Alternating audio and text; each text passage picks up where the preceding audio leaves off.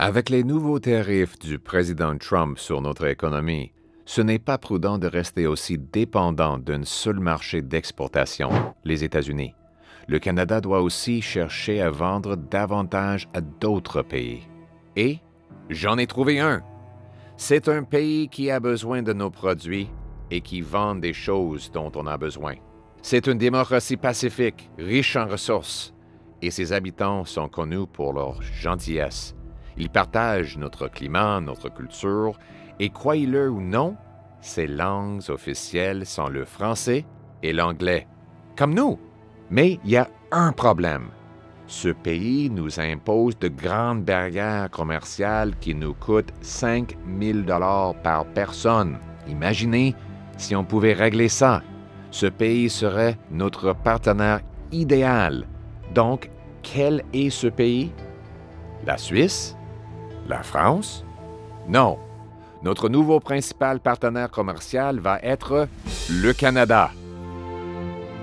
Mais n'avons-nous pas déjà le libre-échange avec nous-mêmes? Non. Les barrières commerciales entre les provinces sont plus coûteuses que celles entre le Canada et les autres pays. Le résultat, en 2023, le commerce international représentait 66 % du PIB, alors que le commerce interprovincial représentait 36 %. Ça n'a pas de bon sens. L'économiste Trevor Tombe a estimé que l'élimination de toutes les barrières commerciales et interprovinciales stimulerait l'économie canadienne de 7,9 % et générerait un élan économique de 200 milliards de dollars par an, soit 5 000 $ par personne. En 2022, les provinces et les territoires canadiens ont vendu près de 600 milliards de dollars aux États-Unis, mais seulement 241 milliards de dollars entre eux. Les barrières commerciales empêchent les Canadiens de faire affaire avec d'autres Canadiens. Quelles sont donc ces barrières? Certaines sont des règles provinciales qui discriminent ou bloquent les produits canadiens en provenance d'autres provinces. Elles favorisent les entreprises avec des liens politiques et les bureaucrates assoiffés de pouvoir qui tirent profit en empêchant les consommateurs de faire leurs achats dans d'autres régions. Par exemple, en 2012, Gérard Comeau a été condamné en amende pour avoir acheté de l'alcool au Québec et l'avoir apporté au Nouveau-Brunswick. Il a porté l'affaire devant la Cour suprême, mais elle a refusé, à tort, de reconnaître son droit constitutionnel de transporter des marchandises d'une province à l'autre. Souvent, les provinces ont des réglementations contradictoires en matière de santé et de sécurité, ce qui ralentit ou bloque la circulation des marchandises. Les différences de poids et de règles d'une province à l'autre ralentissent ou empêchent les camionneurs d'expédier des marchandises. Par exemple, certaines provinces exigent que des camionneurs ne conduisent que lors de la lumière du jour, mais ne sont pas d'accord sur la définition de la lumière du jour. Les zones de construction dans les différentes provinces ont des limites de hauteur différentes et les permis qui sont approuvés un jour peuvent être annulés le lendemain. Par conséquent, nos camionneurs ne peuvent pas déplacer efficacement les énormes machines et matériaux nécessaires pour la construction, ni livrer vos produits en magasin ou à votre porte.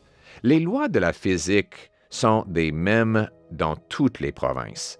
Si un certain tonnage peut être transporté en toute sécurité dans une province, ça devrait être pareil dans l'autre province voisine.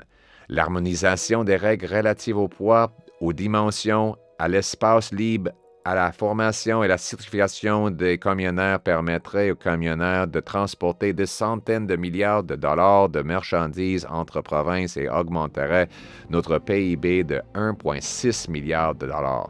Pour comprendre l'ampleur du problème, il suffit de se pencher sur l'accord de libre-échange du Canada qui est censé de permettre le commerce entre nos provinces et territoires. C'est un accord exceptionnel. Exceptionnel à cause de toutes les exceptions qui permettent aux gouvernements provinciaux de bloquer les produits en provenance du reste du Canada. Comme l'a écrit le Globe and Mail, l'accord se distingue davantage par le nombre d'exemptions qu'il autorise que par le nombre de barrières qu'il élimine. Sur les 340 pages de l'accord, 133 ont été nécessaires pour énumérer ces exemptions. En 2023, l'Institut économique de Montréal a dénombré un total de 245 exemptions dans l'ensemble des provinces et territoires. La menace des tarifs du président Trump est un avertissement pour tous les dirigeants politiques qui doivent mettre l'intérêt national avant les intérêts particuliers. Les Canadiens s'attendent à ce que les dirigeants agissent pour rendre le pays plus autonome et moins dépendant des États-Unis. Ça commence par le commerce ici, au Canada. Alors, ramenons le gros bon sens chez nous. Et voici comment. 1. Dans les 30 premiers jours de mon mandat de premier ministre, je vais réunir les premiers ministres provinciaux pour s'entendre à supprimer le plus grand nombre possible d'exemptions. 2. Le premier objectif, le plus simple à réaliser, harmoniser les règles standards pour le camionnage afin de faire circuler des milliards de dollars de marchandises entre les provinces. 3. Établir une norme de licence professionnelle Sceau-Bleu, reconnue dans toutes les provinces pour que les médecins, les infirmières et les ingénieurs puissent travailler partout au Canada et permettre aux Canadiens formés à l'étranger de réussir un examen pour obtenir rapidement leur certification et travailler ici au Canada. Et en dernier, pour s'entendre, je vais offrir aux gouvernements provinciaux une prime de libre-échange. Chaque fois qu'un gouvernement provincial va éliminer une barrière, mon gouvernement va calculer l'augmentation du PIB qui va en résulter et on va donner à cette province l'augmentation des recettes fiscales fédérales pour les écoles, les hôpitaux ou toute autre priorité choisie par les premiers ministres provinciaux. La Banque Scotia estime que le libre-échange total entre les provinces générerait 15 milliards de dollars par an pour le gouvernement fédéral. Ça fait beaucoup de revenus que je vais donner en récompense aux gouvernements provinciaux qui ouvrent volontairement leur marché à d'autres Canadiens. Étant donné que cette prime va être versée qu'à partir des recettes publiques résultant du libre-échange, elle ne va pas aggraver le déficit ou taxer votre facture.